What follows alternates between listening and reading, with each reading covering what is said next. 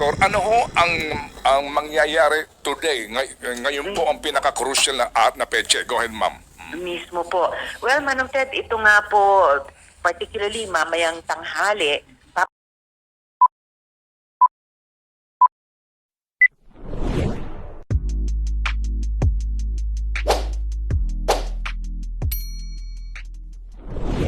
Ano ho ang mangyayari today? Ngayon po ang pinaka-crucial na petsa. Go ahead, ma'am. mismo po. Well, Manong Ted, ito nga po, particularly mamayang tanghali, papatak na po yung ikapitong araw na sa ilalim ng rules of the Senate sa pagkondukta ng investigasyon in aid of legislation. Ito po yung ikapitong araw na kailangang bigyang daan ng chair ng komite kapag tulad ng ginawa ko, sinight in contempt ang isang resource person na hindi nag-honor sa subpoena ng Senate, pero inobjectan ng ibang miyembro ng komite tulad ng nangyari nga 7 days ago.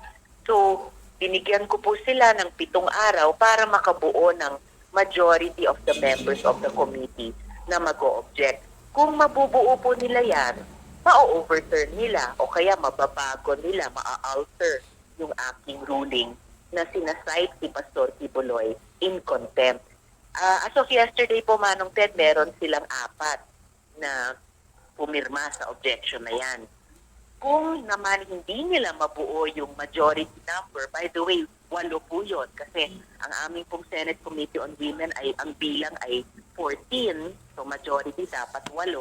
Kung hindi po nila mabuo yung 8 yun, edi ibig sabihin, nagsastand yung pag-cite ko kay Pastor in contempt.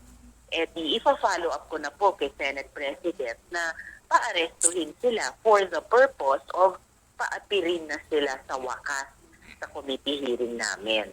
Opo. Ma'am, ano ho ba ang rules niyo sa Senado? Yun ho bang kung na-cite in contempt, automatically ho ba pwede na siyang issuean ng arrest order o kinakailangan pa ng panibagong hearing and formally you have to raise that motion? Kung walang nag-object po dun sa ruling citing him in contempt, pwede ko lang i-follow up kay SP, kay Senate President na pagulungin na yung proseso na paarestuhin siya. Kaya lang meron na pong nag-object, kaya nagpadaan muna ako ng 1 linggo. Pero if by noon today, wala pa rin, yun na nga po, ihihilingin ko na kay SP na simulan na yung proseso ng pag-aaresto sa kanya. Opo. Ano ho bang balita niyo po kay SP Mix? Kanya din ba hong nabasa itong sinasabing 17 demand ni Pastor Kibuloy? At ano po ang inyong disposisyon dito? Well, na-shock. Honestly, Manong Ted, na-shock po ako kasi sabi ko nga, ngayon lang ako nakarinig na o nakaranas na may imbitahin sa hearing o kaya may isasabina o eto nga, may nakaambang pag-cite in contempt at pag-aresto. Ngayon ko lang narinig na yung subject ng ganyang mga imbitasyon, sabina, citing in contempt, ang sagot ay, o sige, pupunta ako dyan sa hearing mo, pero ito may mga kondisyones pa. And not 1, not 2, not 3, but wait, there's more. 17 po. Kaya nasabi ko nga po, dinaig pa ni Pastor Kibuloy ang 10 utos ng Diyos. Actually, hindi ko sigurado, Manong Ted, kung nabalitaan na po ito ni SP Migs, Zubiri, pero binanggit ko na rin po sa media briefing ko kahapon sa Senate. So, posibleng nakarating na sa tenga ni SP Migs. Opo, yung nga po, no? So, sa gitna po ng umano'y demand na ito, aming muling kinokontak ang abogado ni Pastore, sa gitna umano ng demand na ito, and then ito pong decision nga kung ipa-aresto, paano po ang disposition kaya dito ng Senado? Are you going to meet bilang buong Senado? Paano po ito para ho sa crucial decision kung maglalabas talaga ng arrest order? Apo. Well, yung crucial decision po, Manong Ted, makiklinch dun sa, kumbaga, prejudicial question kung makakabuo ng majority members o 8 miyembro ng Senate Committee on Women ang mga mag-o-object or kung hindi. Kasi kung hindi sila makakabuo ng bilang na iyon, ibig sabihin, nagsastand dun pa lang sa level ng committee ko yung pag-cite in contempt. So, ako naman po bilang chair ng committee iyon, maipa-follow up ko si SP tungkol sa pag-aaresto. Kung mabuo nila, di ibig sabihin, masa-set aside yung pag-cite ko in contempt. Pero kahit yung ganyang worst case scenario ang mangyayari na as of yesterday, ni yung anino niyan sa horizon ay hindi pa masilip, kung mangyari pa yon within today, magpapatuloy pa rin naman yung pagdinig sa komite ko, Manong Ted, hanggang matapos po namin iyan at maisulat ang committee report. Opo, Madam Senator, maaari pong sabihin nyo na out of this world yung ilang pong mga demand ni Pastor. Pero yung pong ilan dito, kung mamarapatin po ninyo, sa pananaw po ng iba, may basihan kasi bakit naman daw po yung mga humaharap na testigo laban sa kanya ay hindi nagpapakilala dahil basic ko naman yon, di ho ba dapat yung nag-aakusa lumalantad at ang papakilala kung sino siya. Well, naging practice na rin po sa Senate, Manong Ted, na kung yung mga victim survivors ay nasa panganib, no? Halimbawa, yung isang testigo namin, kinasing po yung karinderya ng kanyang pamilya 3 beses ng mga lalaking nakasakay sa motorsiklo to the point po na kinailangan niyang mag-relocate sa ibang lugar para lang makaramdam ulit ng kahit kaunting seguridad. Or yung iba po naming mga witnesses, katakot-takot na panghaharas online ang in-unleash sa kanila dahil pagkatapos po nilang magtestigo, ayan nga, binanatan po sila ni Pastor sa online at sa kanilang mga programa, ibinunyag yung kanilang mga pangalan, ipinakita, kumbaga hinubaran ng mukha, ipinakita yung mga mukha, inatake by name. Ayan, as in, daan-daan, libo-libo na sa mga taga-sunod niya ang kumbaga ng attack dito sa mga witnesses na ito. So kapag may ganyang mga sitwasyon, ay pinapayagan sa komite ng Senado at naalala ko rin po sa House na may measure of security and anonymity yung mga testigo. But, Manong Ted, kahit lahat po sila na hindi kaagad sinabi ang kanilang identity at hindi kaagad ipinakita ang kanilang mukha, nag-execute po sila ng affidavit. Sworn affidavit po, legally accountable pa rin sila sa kanilang testimonya. At kung meron man silang sinabing hindi totoo, ay masisingil din sila ng ating batas. At itong most recent hearing po, yung pangatlo, yung 2 testigo doon ay hindi na nag-alias at hindi na nagsuot ng anumang pang-conceal ng kanilang muka. Actually, kahit yung ilan sa mga naunang testigo namin na nasa ibang bansa at nagpakita dun sa ating embassy or consulate doon, hindi na rin po nag-conceal ng identity. Opo. Ma'am, ito hong mga testigo ninyo, ito rin ba yung mga testigo ngayon na haharap sa DOJ para po sa preliminary investigation? Same? Yan ang hindi ko sigurado 100% Manong Ted. I would guess na yung at least isang testigo namin, yung naghain ng kaso laban kay Pastor sa Davao dati pero na-dismiss yung kaso niya, kaya inapila niya, inakyat sa DOJ at inaksyon na ng DOJ, I would guess na siya ay posibleng maging testigo sa 2 kasong inihain na ng DOJ. At ito po yung mga kaso sa human trafficking at saka child abuse po. May isa pa pong kaso on appeal for rape na hindi pa po na-decision na ng DOJ. Ang sabi po ng ang kampo ni Ginoong Kibuloy na mas magandang forum dito yung criminal proceedings, hindi sa Senado. Kasi nga daw po, nahusgahan na daw ho sila ng inyong komite, pati sa resolution, and then, ang sinasabi nila, ano bang batas ang inyong gustong ipanukala sa gitna ng mga pagdinig na ito? Can you answer that, please? Opo, nako, at least 3 na po yung mga batas o policy questions na lumilitaw so far na pwede pong ma-generate ng rekomendasyon ng aming investigasyon. Isa na po yung issue ng sexual abuse within secretive religious organizations and issue of consent in faith-based dynamic. Ibig sabihin, kapag ang akusasyon ay pang-aabusong sexual sa loob ng isang religious organization na mayroong katangian na nagtatago or lihim, no, yung mga pangyayari sa loob, maitatanong kung yung sinasabing consent na ibinibigay, halimbawa yung pagsakripisyo ng sariling katawan sa leader dahil siya daw ay manifestasyon ng Diyos, yan ba ay katanggap-tanggap or yan ba ay dapat i-regulate ng batas? Pangalawa po, yung inability of our labor laws to sufficiently address voluntary labor arrangement. Kasi meron pong at least isa kaming testigo, wala siyang malinaw na employer-employee relationship, whether dun sa kingdom or dun sa media organization ng kingdom kung saan siya nagtrabaho ng ilang taon. Pero may malinaw na paglabag sa labor standards, pati occupational safety and health standards. So anong mga batas ang dapat mag-govern sa ganyang mga arrangements? Nung isang hearing po namin na nagsalita doon si Elias Rene, ni ang DOLE o ang SSS, hindi nila masabi na sa anong kategorya ba ng miyembro nila siya pumapasok. Kasi wala siyang natanggap na sweldo wala rin siyang benepisyo. And last but not the least, so far, yung interaction of our anti-trafficking laws with the constitutional principle of religious freedom. Na itatanong po namin kasi may pang-aabuso ba sa kapangyarihan at sa posisyon o kaya may pang-aabuso ba dun sa dahil inexploit yung vulnerability ng tao. At yung dalawa pong yan, Manong Ted, ay mga elemento sa krimen ng trafficking in persons o yun ba ay exercise ng isang relihiyon ng kanyang mga doktrina at saka tenet. So, may mga amyenda bang kailangan sa ating mga batas para proteksyonan ang mga tao sa mga sinasabing religious practices pero predatory naman.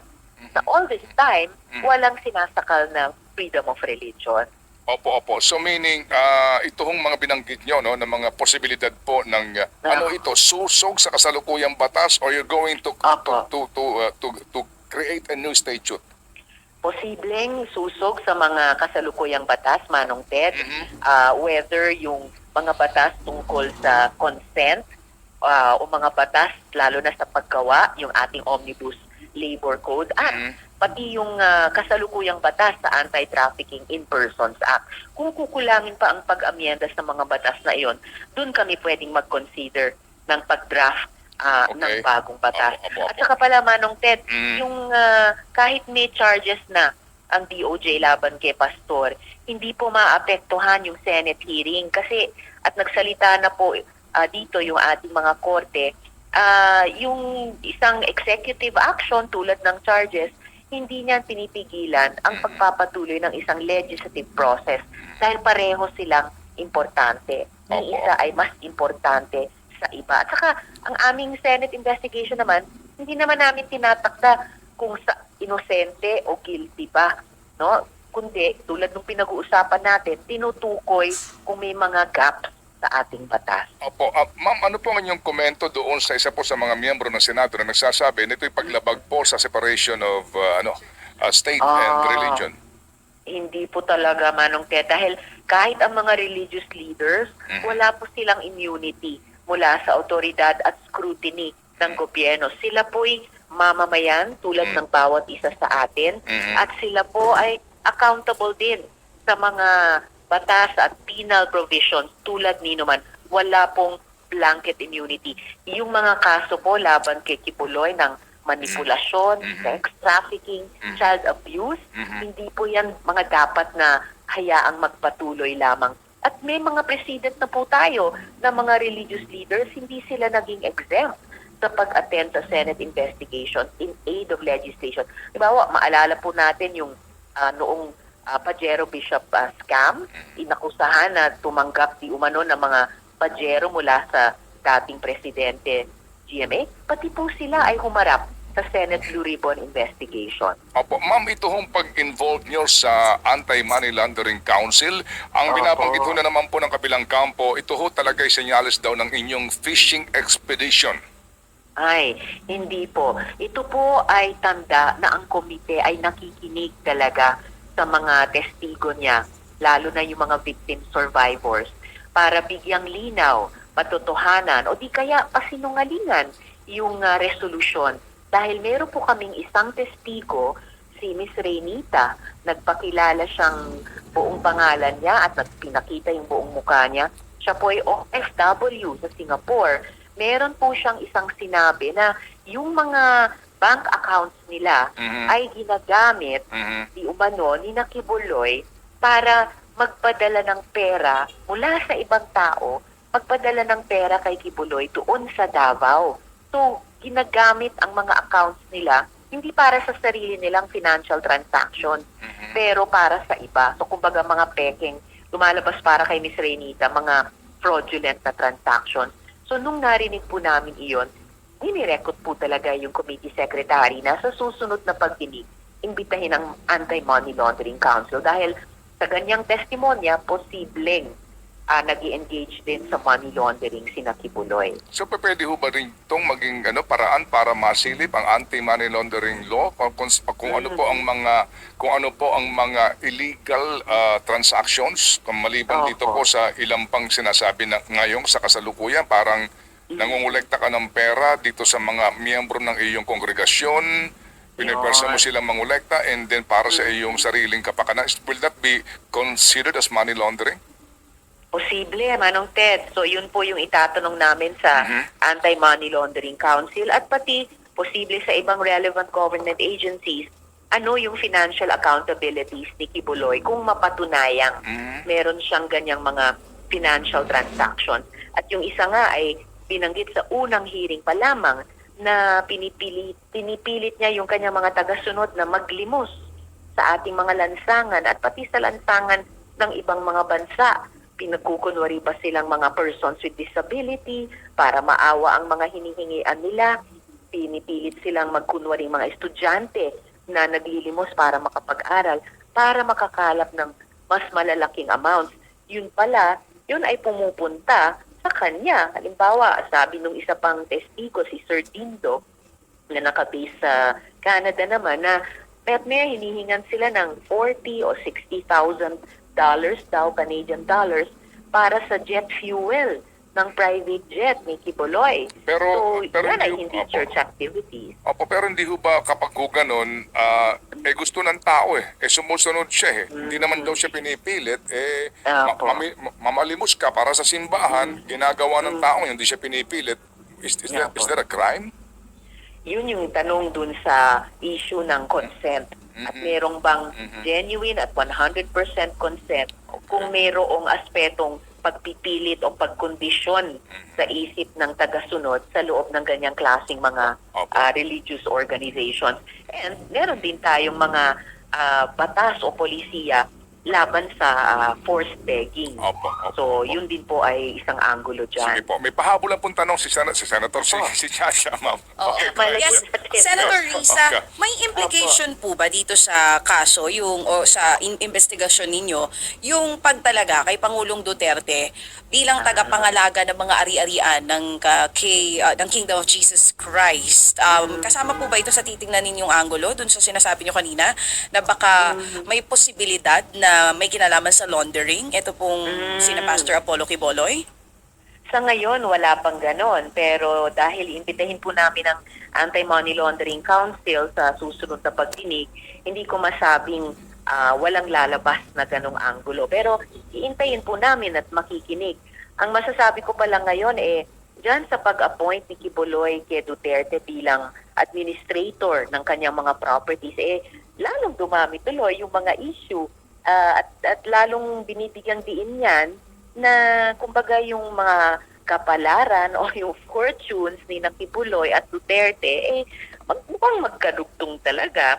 May kasabihan nga di ba na tell me who your friends are and I'll tell you who you are. Tapos yung pag-appoint na ganyan ng isang administrador, lalong nagtatanong at naghihinala ang mga tao na baka tumakas ng Pilipinas si Kibuloy kasi usually ang tao, mag-appoint siya ng administrator kung wala siyang kakayahan na pangasiwaan yung sarili niyang mga properties. Kaya nga po kahapon, DJ Chacha, nanawagan ako sa Bureau of Immigration na siguruhin nila na lahat ng borders natin ay hindi dun makatakas si Kibuloy. Okay. Oh, last na lang po, no? I'm just curious, Senator Risa, last time po kasi kasama din namin dito sa programa si Senator JV. Nagkaroon po ba kayo ng Opo. ugnayan bago siya nagpalit ng kanya pong boto dito nga po sa issue pa rin ni Pastor Apollo Quiboloy? Well, pagkatapos ng mag-register ng objection, yung isang committee member ko, syempre araw-araw maghapon nagkikita-kita kaming iba't ibang mga senador at nag-uusap tungkol sa mga trabaho namin. So, isa sa lahat nila ay si Senator JV. So, in-update ko silang lahat sa nangyari sa komite at yung magaganap na proseso within the next 7 days. Pero bawat isa po ay gumawa ng kanyang sariling desisyon at ako po'y muling nagpapasalamat kay Senator JV sa pagtindig niya kasatabi ng mga kabaro natin at mga menor de edad na nagsasabi ng kanilang katotohanan at naghahabol ng justisya mula kay Quiboloy. Ma'am, panghuli po, ito pong kaso ni Ginoong Quiboloy ay precedent setting for the institution, both houses po ito. Ano ho ang pakiramdam nyo rito? Kahit na mayroong 4 ngayon na tutol dito po sa inyong ginagawa ng pagdinig at itong contempt na ito, ano po ang inyong usapan among the members dito sa inyong magiging paninindigan? Otherwise, ito na ho magiging panuntunan dito. Meron pong hindi sisipot sa inyong mga pagdinig. Yun na nga po, Manong Ted, isa sa pinakamahalagang binabantayan namin ay huwag pahinain ang mandato ng Senado. Ayaw po namin mag-set ng president kasi pag pumayag kami sa kung anong pagdadahilan nila kung bakit hindi humaharap sa komite si Quiboloy, di mula ngayon, kahit sinong halimbawa mataas na government official o makapangyarihang individual, makakaiwas na sila humarap sa mga Senate hearings at yung pinakamatindi, mababawasan yung kapangyarihan ng lehislatura makapagsapina, makasite ng mga resource persons in contempt, na mga kumbaga regular na kapangyarihan niya at ginagamit historically para yung to hold power to account. So kumbaga yan yung isa sa pinaka-precious na kapangyarihan ng isang legislature na hindi namin dapat bibitawan. Opo. Senator Risa, alam po namin na kayo abala this morning, so we say thank you for finding Thank time you na amin rin po po. maliwanagan ng isyong ito. At kami po yung muling tatawag kung sakasakali po, ma'am. Okay po. Opo. Opo. Salamat, ma'am, at Godspeed, ma'am. Salamat. Opo, thank you. Si Senator Risa Ontiveros.